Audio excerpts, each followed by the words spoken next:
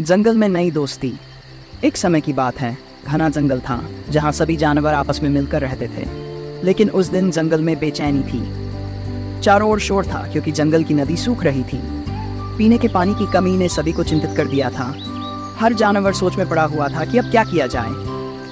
तभी एक ऊंचे पेड़ की डाल पर बैठा नटखट बंदर बोल उठा, दोस्तों, अगर हम सब एक साथ मिलकर कोशिश करें तो शायद इस समस्या का हल निकल सकता है।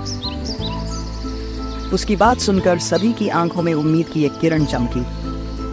छोटे खरगोश ने अपने कान खड़े किए और उत्साह से कहा, मैं तेज दौड़ सकता हूँ, दूर दूर तक जाकर देखूंगा कि कहीं कोई पानी का स्रोत बचा हो। वहीं बूढ़ा कछुआ अपनी धीमी आवाज में बोला, मैं पुराने रास्तों को देखूंगा, हो सकता है हमें कुछ मिल जाए। सभी ने साथ देने का वादा किया। अगले दिन से काम शुरू हुआ।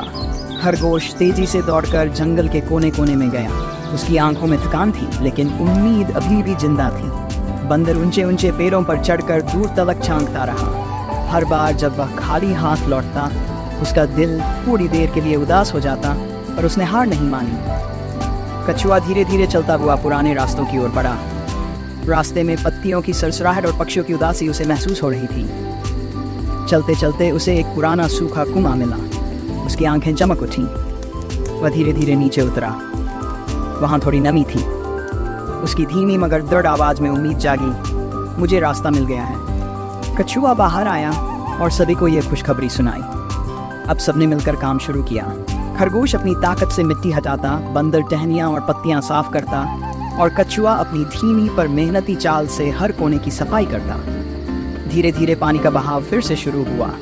जब पानी बहने लगा तो सभी जानवर खुशी से नाच उठे।